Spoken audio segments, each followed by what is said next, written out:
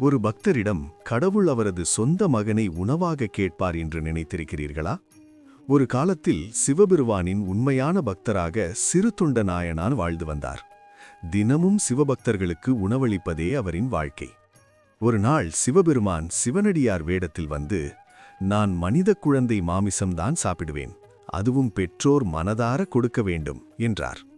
இதைக் கேட்டதும் உலகமே நின்றது போல இருந்தது. ஆனால் சிறு தொண்டர் என்ன செய்தார் தெரியுமா? வேறு யாருடைய குழந்தையையும் காயப்படுத்தாமல் தனது மகனவே இறைவனுக்காக அர்ப்பணிக்க முடிவு செய்தார்.